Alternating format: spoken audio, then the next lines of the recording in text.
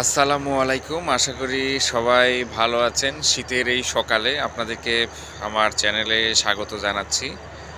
আহ আমি এখন আছি রাজশাহীর হরিয়ান নামের একটি জায়গাতে। যাত্রা বিরতি হচ্ছে।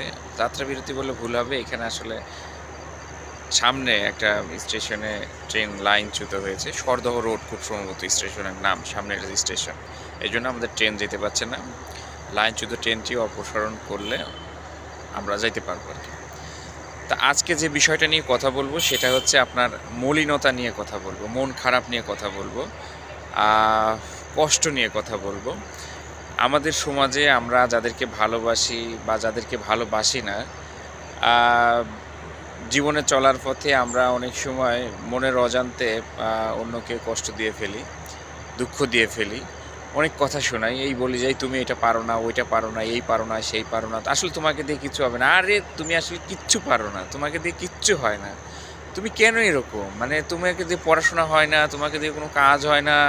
তুমি আসলে কোনো কিছুই পারো না। তোমাকে দিয়ে আসলে পৃথিবী অচল। মানে কি বলবো? মানে তুমি কেন বেঁচে থাকবে, হ্যাঁ? তুমি মরা যেতে পারো না? তোমাকে দিয়ে আসলে মানে কোনো কিছু সম্ভব না। তুমি পড়াশোনাতেও কিছু না, তুমি কাজেও কিছু না। তুমি একটা জিনিস যে ক্রিয়েটিভ কোনো চিন্তা করবে সেটাও না। মানে তুমি একটা অপদার্থ। মানে তুমি এতটা অপদার্থ কিভাবে হও পৃথিবীতে? কি জন্য পৃথিবীতে আসছিলা তুমি? তুমি তো না আসলেই ভালো হতো। এরকম অনেক কথা বলি আমরা মানুষকে কষ্ট দিয়ে। আ তারপরে বলি যে অনেকে অনেক নামে ডাকি যে আসলে তুমি কোনো কাজ পারো না। মানে অকাজের মানে বিভিন্ন নিকনেমে ডাকি যেগুলো আসলে তাদের জন্য লজ্জাকর এবং আমাদের জন্যও লজ্জাকর। আমরা মানে কি বলবো যে লজ্জাকর বলতে কি মানে তাদেরকে আমরা কষ্ট দিতে মানে অনেক সময় ভালোবাসি যে এটা বলি এটা তাদের তাকে একটু কষ্ট দেই। কষ্ট দিয়ে অনেকে আসলে মজা নেয় যে আসলে কিছু পারতেছে না, কিছু হচ্ছে না, ঠিক আছে না? মনে করেন যে একজনের চাকরি হচ্ছে না। তাহলে কি বলবে? ওই যে বলবে যে, "এই তোমার না কিছু হচ্ছে না। কি ব্যাপার? কি হইছে? বলো তো? মানে তুমি কি পড়াশোনা করো না? অনেকে তো চাকরি-বাকরি করতেছে। তোমার দ্বারা কিছু হয় না। আসলে কি সমস্যা কি? তুমি আসলে পড়াশোনা করো না নাকি?" তাহলে আর কি করবা? ওই ক্ষেত খামারে কাজ-কাম করে খাও। তোমাকে দিয়ে আসলে কিছু এই যে পাড়া-প্রতিবেশী এত একটা মানে চাপ ক্রিয়েট করে যে চাপের ফলে আসলে অনেকে সুইসাইড পর্যন্ত করে ফেলে। তার বাবা-মায়ের সমস্যা নেই, তার মানে কি বলবো? মানে তার খুব কাছের মানুষের তেমন কোনো সমস্যা হচ্ছে না, তার চাকরি হয়নি। কিন্তু পাড়া-প্রতিবেশী আপনাকে এমনভাবে টর্চার করবে, কথা শোনাবে যে, "আহারে আল্লাহ! তোমাকে দিয়ে কিছুই হয় না। আরে তুমি তো শেষ। তুমি তো পড়াশোনা করো না। তোমাকে দিয়ে কি হবে? কিছুই পারলা না জীবনে। তুমি ব্যর্থ। তুমি ওই চাষাবাদ করো, গরু-ছাগল পালো। আরে অমুকের ছেলে আসলে কিছুই করতে পারল না। কি পড়াশোনা করলো? ধুর!" এই যে সবচেয়ে যে কষ্ট দেওয়ার ব্যাপার যে আপনার বাবা যখন কি বলে চা স্টলে যায় এবং অনেকে যে জিজ্ঞেস করে যে, "তোমার ছেলের কিছু হইল না?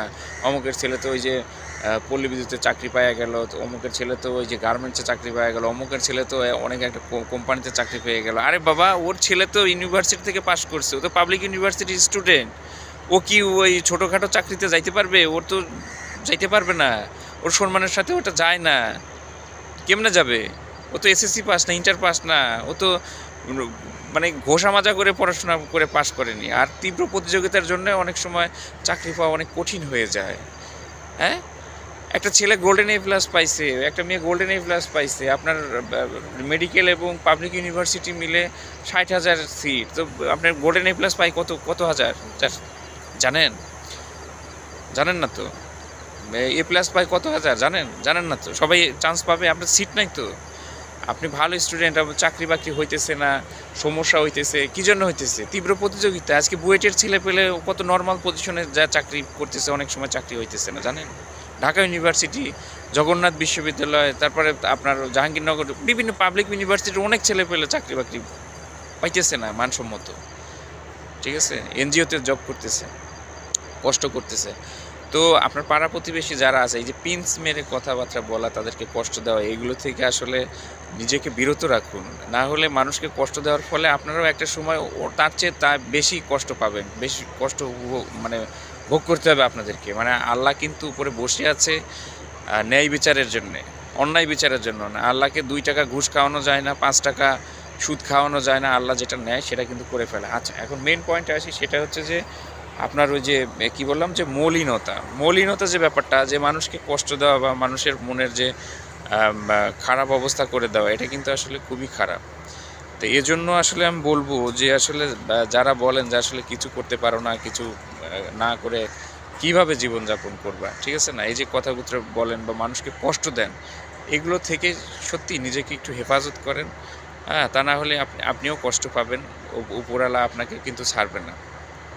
আর আরেকটা কথা হচ্ছে যে একটা মানুষের মন ভেঙে দেওয়া যে তুমি পারবা না, তুমি এটা হয় না, ওটা হয় না, তোমাকে দ্বারা কিচ্ছু হয় না, এটা যখন তাকে বলা হয় তখন কিন্তু সে একদম ভিতর থেকে এতটা ভেঙে পড়ে যে আপনাকেও কিছু প্রতিবাদ করতে পারে না, অন্য কেউ কোনো কিছু প্রতিবাদ করতে পারে না। মানে সে ভিতরে ভিতরেই এতটাই ধ্বংস হয়ে যায় যে সে যে উঠে দাঁড়াবে সেই শক্তিটুকু পায় না। মানে মলিন মুখ আমার কাছে সবচাইতে পৃথিবীর সবচাইতে কষ্টদায়ক একটা ব্যাপার। আমি কারো মলিন মুখ দেখতে চাই না। মানে কারো মলিন মুখ আমার দেখলে পরে আমার ভিতরটা এতটা কষ্ট হয়, এতটা যন্ত্রণা হয়, আমি মনে হয় যে পৃথিবীর সব কিছু তার জন্য করে ফেলি। ঠিক আছে?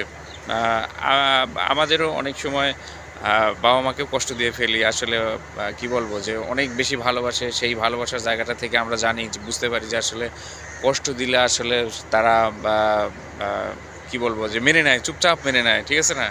ওই অধিকারটুকু আমরা খাটায়া বাবা মাকে কষ্ট দিয়ে ফেলি। এটাও আমাদের জন্য অত্যন্ত পাপের কাজ।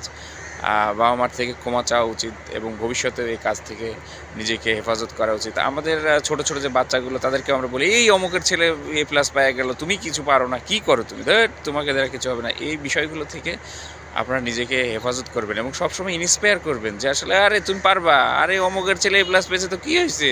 অমুকের ছেলে ৫০০ নাম্বার পেয়েছে ৬০০ র মধ্যে, তুমি পাবা ৫৫০, তুমি চেষ্টা করো।"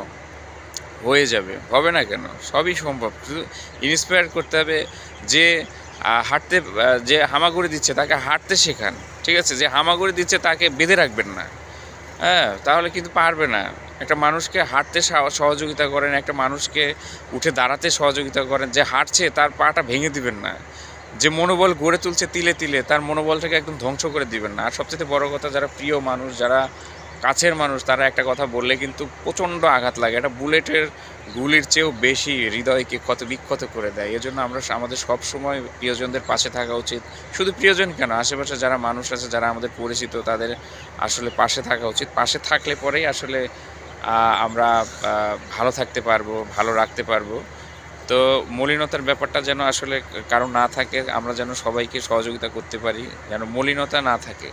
মলিনতা সবসময়ই আমাদের জন্য কষ্টদায়ক এবং ক্ষতিকর হবে। ঠিক আছে?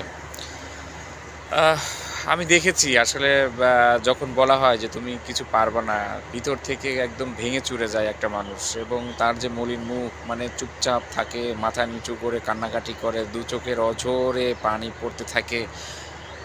এটা হৃদয়কে ক্ষতবিক্ষত করে দেয়, খুবই কষ্ট দেয়।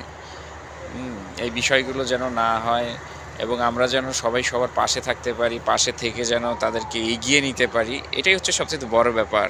কিন্তু বাঙালির মেন সমস্যা কি জানেন? মানে একজন ভালো কিছু করছে তাকে থামায় দেওয়া। একজন গাছে ওঠা শিখে গেছে তাকে বলা, "এই তুমি পারবা না, তোমার সম্ভব না, পড়ে যাবা, এই করবা, সেই করবা।" সে একটা ভালো পড়াশোনা শুরু করে দিছে, তাকে একটা থামায় দেওয়া, "আরে তোর দ্বারা কিছু হবে না। আর পড়াশোনা করে কোনো লাভ আছে? দেশে চাকরি আছে?"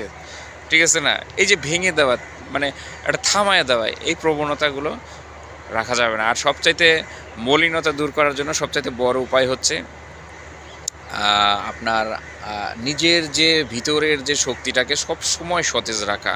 কে কি বলল, কে কি করলো, এইটা না ভেবে আপনার ভিতরের যে একটা শক্তি আছে, এটা যে কি বড় শক্তি, কি বিশাল শক্তি, কি বড় যে মিসাইল, কি বড় যে পারমাণবিক বোমা, এটা আপনি চিন্তাও করতে পারবেন না। আপনি যদি নিজের থেকে নিজেকে যদি এনার্জি দেন, নিজে থেকে নিজেকে যদি সাপোর্ট দেন, এর থেকে বড় শক্তি আর কিছু নেই।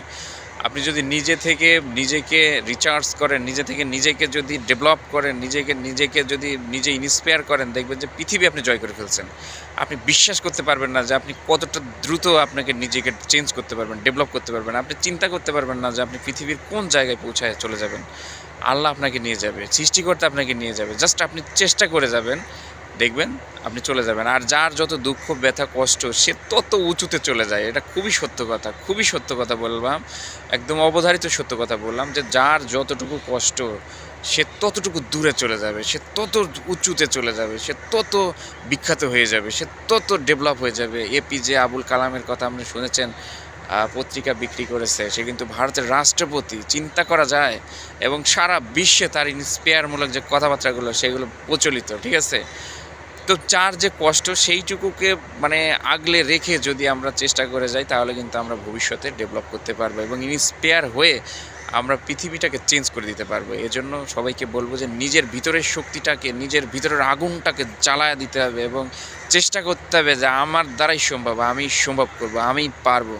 এবং দেখা যাবে যে পৃথিবী আপনারা জয় করে ফেলছেন, এভারেস্ট জয় করে ফেলছেন। আপনি চিন্তা করতে পারবেন না যে আপনি কোথায় যাচ্ছেন। জাস্ট নিজেকে জানা, নিজেকে চেনা, নিজেকে ইন্সপায়ার করা, তাহলেই সম্ভব। এটা কোনো ব্যাপারই না, একদম কোনো ফ্যাক্টই না, আপনি জয় করে ফেলবেন। আমি নিজে ক্লাস 7-এ ফেল করছিলাম। মানে কী যে কষ্টদায়ক একটা ব্যাপার, লজ্জার ব্যাপার। মানে অঙ্কে পাইলাম হচ্ছে মনে হয় 28, এরকম 28 না 27 ইংরেজিতে ফেল করলাম। সেই ছেলে আপনি চিন্তা করতে পারবেন না, সেই ছেলে আপনি কি বলে এসএসসিতে বোর্ড স্কলারশিপ পাইলাম। তারপরে আপনার গণিতে A+ পাইলাম, ঠিক আছে। তারপরে ইন্টারমিডিয়েটে গিয়েও আমি বোর্ড স্কলারশিপ পেলাম এবং পাবলিক ইউনিভার্সিটিতে চান্স পেলাম। এটা মানে অবিশ্বাস্য একটা ব্যাপার। কারণ কি জানেন, আমি কিন্তু পড়াশোনা করতাম না। ক্লাস 7-এর দিকে খালি ক্রিকেট খেলতাম, ঠিক আছে।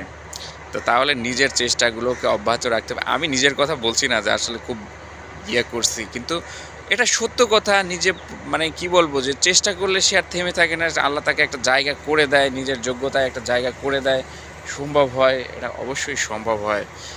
আর বারবার বলবো নিজেকে সজাগ রাখতে হবে। কে কী বললো এটা মাথায় না রেখে, মানে নিজের যে শক্তিটা সেটাকে জাগ্রত রেখে আপনি যদি ভীষণটাকে সেট করে আপনি যদি চেষ্টা করতে পারেন, তাহলেই দেখবেন যে আপনি গেইন করছেন এবং সফল হয়ে গেছেন। সফল এবং সার্থকতা দুইটা ভিন্ন জিনিস। আপনি সার্থক হয়ে যাবেন, মানে একদম পরিপূর্ণ হয়ে যাবেন, ঠিক আছে। তো সবাইকে বলবো যেন নিজেকে ছোট না ভাবেন। আপনি বিশাল বড়, আপনি বিশাল মহৎ, ঠিক আছে। আপনি চিন্তা করতে পারবেন না যে আপনি কোথায় কত দূর যেতে পারেন। জাস্ট নিজের জীবনটাকে একটু সুন্দরের দিক থেকে নিয়ে আসেন, একটু শেভে নিয়ে আসেন, পরিবর্তন নিয়ে আসেন, পরিশ্রম করে যান, দেখবেন যে আপনি সফল হয়ে যাবেন। তো আজকে এই পর্যন্তই। কারো মনে কষ্ট দিবেন না, সবাইকে ভালো রাখার চেষ্টা করবেন। আল্লাহ হাফেজ, আসসালামু আলাইকুম।